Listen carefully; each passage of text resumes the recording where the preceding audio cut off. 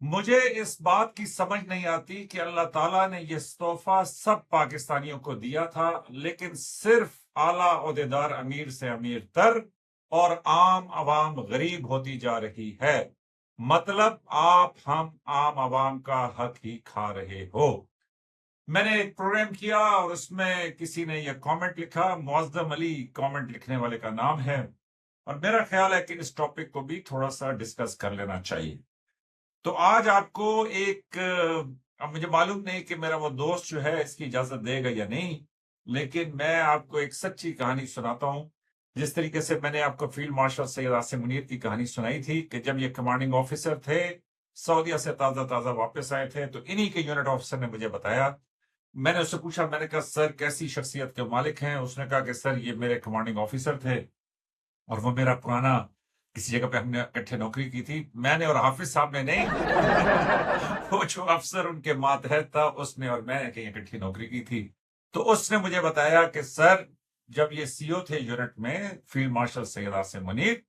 تو ہمارے پاس ہم دو کپتان تھے، ہمارے پاس پیسے نہیں تھے، عید کی چھٹیاں ہم نہیں چھٹی ہم نے لے لی تھی لیکن عید کی چھٹیاں ہم نہیں جا سکتے تھے، کیونکہ اتنے پیسے نہیں تھے کہ ہم بیگم بچوں کے ساتھ پیٹرول ڈلوا کے گاڑی میں جاتے اور واپس آتے۔ تو اس نے کہا کہ سی او یونٹ گئے، یعنی فیلڈ مارشل سید عاصم منیر جو اس وقت لیفٹیننٹ کرنل عاصم منیر تھے، وہ یونٹ میں گئے، تو ظاہر ہے یونٹ سے اطلاع آئی کہ سی او صاحب یونٹ پہنچ گئے ہیں۔ تو انہوں نے کہا جی ہم بھی دونوں جو ہے نا دوڑتے پہنچ گئے یونٹ میں۔ تو وہاں پہ کمانڈنگ آفیسر نے پوچھا، یعنی کرنل سید عاصم منیر نے پوچھا کہ الو تم لوگ گئے نہیں ہو عید کی چھٹیاں؟ تو اس نے کہا میں تو چپ کر گیا، لیکن جو میرے ساتھ والا تھا اس نے کہا کہ سر جیب میں دھیلا نہیں ہے تو کیا کرے میلا میلا، تو مطلب ہم تو جا ہی نہیں سکتے چھٹیاں۔ تو اس نے کہا کہ جی اس بات کے اوپر سی او یعنی کرنل سید عاصم منیر نے کہا کہ بڑے نالائق ہو۔ تو انہوں نے جیب سے والٹ نکالا اور ہمیں 10,000 روپے یا 5,000 روپے دیے، اور انہوں نے کہا کہ جی ہم وہاں سے یونٹ سے بھاگے اور ہم گھر پہنچے اور بیگم بچوں کو کہا کہ اٹھو ایک قارون کا خزانہ مل گیا ہے، تو آؤ تمہیں اسلام آباد لے کے چلیں۔ تو انہوں نے کہا کہ جی پھر ہم وہ چھٹیاں کر کے آئے۔ تو اس نے کہا کہ سر میں تو ایسے کمانڈنگ آفیسر کو جانتا ہوں۔ تو دوسری کہانی جو میں آپ کو سنا، اور آج آپ کو معلوم ہے کہ field marshal Syed Asim Munir commander of defence forces یا چیف آف ڈیفense فورسز ہیں۔ آپ لوگ کامنٹس میں لکھتے ہیں کہ جی پاکستان کے اکیلے مالک، اندھی طاقت، جو کچھ بھی آپ کہیں، لیکن یہ وہی فیلڈ مارشل سید عاصم منیر ہیں کہ جو کبھی کمانڈنگ آفیسر تھے، اور میرا خیال ہے کہ ابھی اگر آپ فیلڈ مارشل سید عاصم منیر کو ملیں گے تو وہ شاید آپ کو 10,000 روپے کی بجائے میرا خیال آپ کی زبان کے مطابق شاید ڈالرز بھی دے دیں۔ لیکن اینی ویز یہ ایک سچا واقعہ تھا جو مجھ تک پہنچا، اور اس نے مجھے اس لیے نہیں سنایا کہ وہ چاہتا تھا کہ میں اس کو فوجی من موجی پر سناؤں، اس نے مجھے ویسے سنایا، مجھے یہ واقعہ اچھا لگا، اور اگر صحیح بات بتاؤں تو میں نے اس سے کہا بھی کہ یہ تو شو پہ آ کے سنا، لیکن فوجی افسروں کی ایک خوبی یہ ہوتی ہے کہ وہ کہتے ہیں کہ بھائی کیمرے پہ میں کچھ نہیں کہہ سکتا، بھلے وہ ریٹائرڈ۔ تو یہ بڑی مشکل ہوتی ہے مجھے فوجی من موجی میں کہ مجھے ایسے لوگوں کو ڈھونڈنا پڑتا ہے۔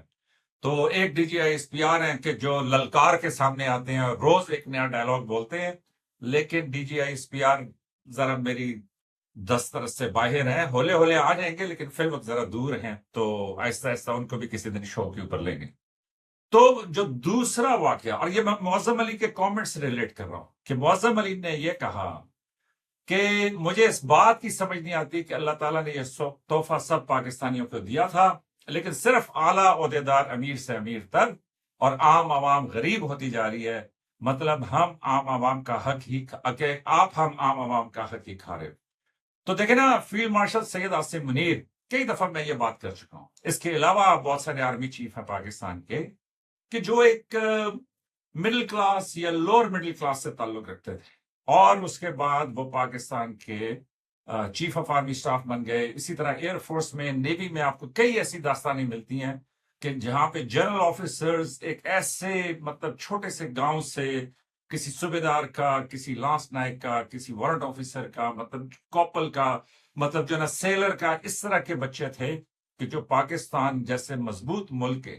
یا پاکستان کی مضبوط ڈیفenس فورسز کے وہ چیف بن گئے۔ تو فوج میں تو یہ بہت زیادہ ہے،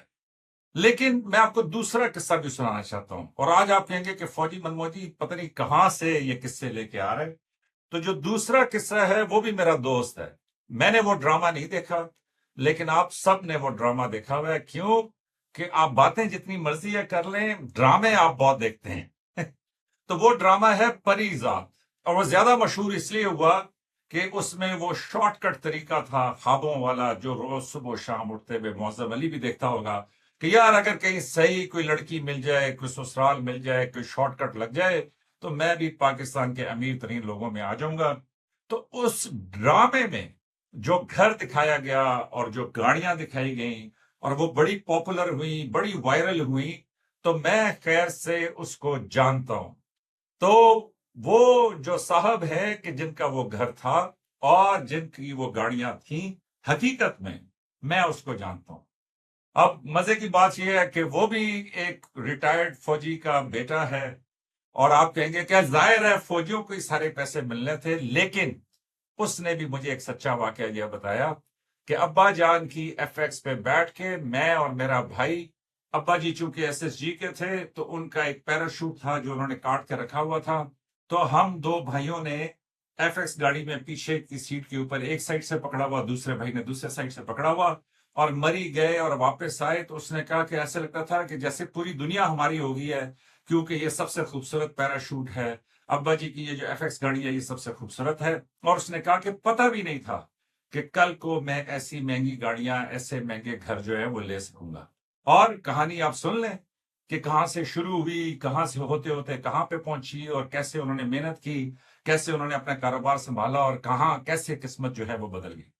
تو معظم علی، میں بالکل آپ کی اس بات سے اتفاق کرتا ہوں کہ اس ملک میں بڑی محرومیاں ہیں، اس ملک میں بہت مسائل ہیں، اس ملک میں حقوق کی بہت سی پامالی ہے، اس ملک میں بہت سارے مسئلے ہیں. لیکن اس کے باوجود میں آپ کو سچ بتاؤں گا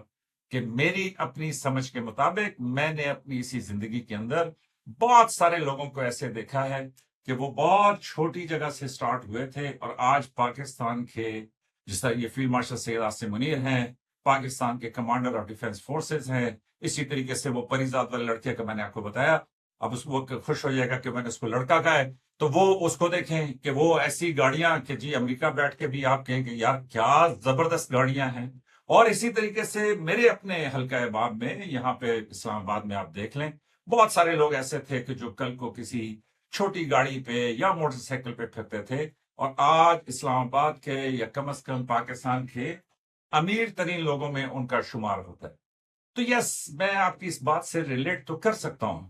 کہ اللہ تعالیٰ نے پاکستان سب پاکستانیوں کو تحفہ دیا تھا، لیکن صرف اعلیٰ عہدیدار. تو اس میں بھی اعلیٰ عہدیدار کے لیے یہ آسان ہے کہ وہ کچھ گھپلے کر لے، رشوتیں لے لے، اس طرح کی چیزیں کر لے. لیکن حقیقت میں اگر آپ پاکستان میں محنت کریں، ترقی کریں، آگے بڑھنا چاہیں، تو میرا خیال ہے کہ آپ کے لیے بڑے وسیلے ہیں. اور ٹک ٹاک پہ میں نے بہت ساری ایسی ویڈیوز دیکھی ہیں کہ جس میں لوگوں نے بتایا کہ جی وہ بڑے اچھے گانے لگاتے ہیں، مجھے بھی ایسا مل جائے. میرا ایڈیٹر نہایت اچھا آدمی ہے، آپ سمجھ گئے ہوں گے. میں وہ صرف فوجی کی طرح اتنا ہی کام کرتا ہے جس سے گزارا چل جائے. تو اینی ویز وہ بڑے گانے شانے لگا کے بتاتے ہیں کہ جی پتہ نہیں شریکاں بڑا چاہیا سی کہ میں پیچھے رہ جائیں، فلاں نے بڑا کوشش کی کہ جی میں برباد ہو جاؤں، لیکن اپنی محنت پہ، اپنے جٹ کے زور پہ میں جو ہے آگے آ گیا ہوں. تو یس، آپ کی بات ٹھیک ضرور ہے، لیکن میرے بھائی،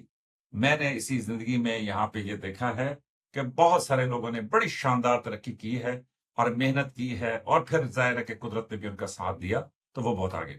تو اینیویز، بہت لمبی تقریر کر دی میں نے اس کامنٹ کے اوپر، لیکن میں نے سوچا کہ اس کامنٹ کے اوپر ایک غیر جذباتی ویو بھی لیں. آپ محنت کریں، پاکستان کے اندر آگے بڑھنے کی کوشش کریں،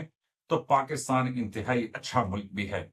تو اپنا خیال رکھیے گا. بڑی معذرت اتنے لمبے لیکچر کا فوجی من فوجی میں، تو اپنا خیال رکھیے گا. لائک، سبسکرائب اور شیئر کریں. آپ کی محبتوں کا بہت شکریہ.